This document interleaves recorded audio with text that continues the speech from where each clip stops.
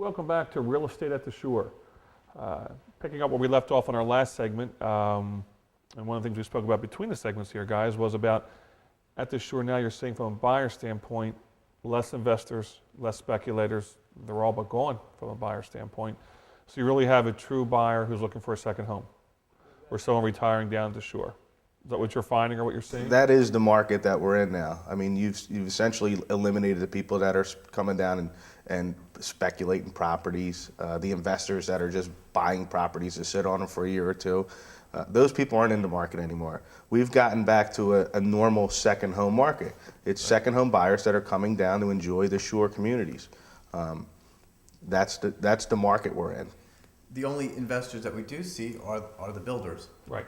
And they're still obviously crunching numbers, buying lots that make sense that they could build certain properties on. If they make sense, they're building. And if they don't make Well, I think sense, the good thing is they're still building. oh, they You know, are. I mean, that's telling you something.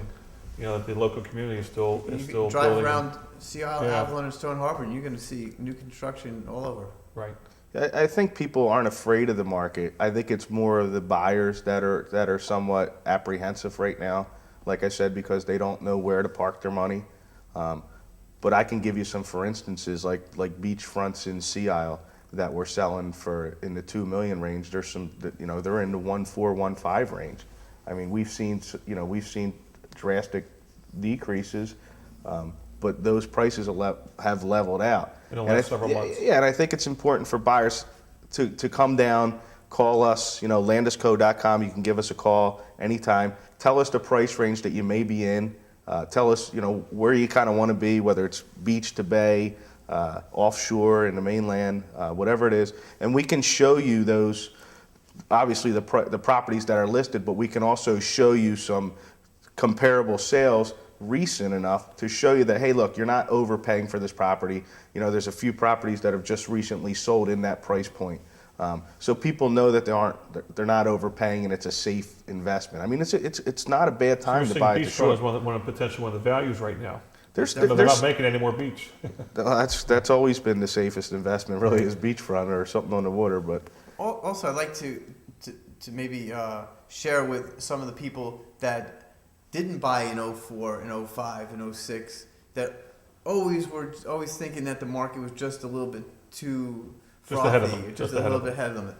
And this is their time for them to get in because they have a better opportunity to take their time, look at more inventory. Interest rates are still floating around 6%. Yeah. And it gives them a chance not to have that haste of trying to pick one and buy it and make an offer right away. At least they can take a look because we're selling at 2004 pricing. Right. Which is interesting because I remember literally taping a year ago a similar segment, and Jamie, were sitting here with your father, and he was talking about the same thing, some values, what was going to Shore, and I remember his comment stating that he felt in time it was going to settle back to 04 pricing, and we're not that far from that right now, I guess. Mm-hmm. And it's They ring true. I would just encourage people, look, if you have some interest in buying a property at the Shore, to give us a call. Our number's on the screen, obviously. You call myself or Ian. We can certainly educate you about the market. We can show you what's going on in the market, and we can give you a list of inventory from Brigantine down to Cape May. I mean, we can show you what's out there, what it's priced at, and we can, show you the comparable properties in that range that have sold, just so you know that you're not being priced incorrectly, so to speak. I have seen when I've been in your office, and Ian, you and I have talked about this off and on, where your agents are literally sitting down, consulting, one-on-one consultations with the prospective buyer, in these areas, these are your price points, trying to get a better feel what it is they're really looking for, either as far as how big of a house, off island, on island, sale price ranges they think they're looking in. It really is a hands-on experience. It's not just we're going out looking at a few listings today. They really do a lot of preliminary work up front, knowing how valuable everybody's time is along the way. Especially with the internet. I'm working with a gentleman right now that either Brigantine, Margate, or Sea Isle.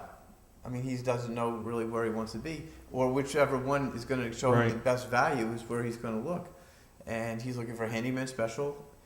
So I'm pulling things up.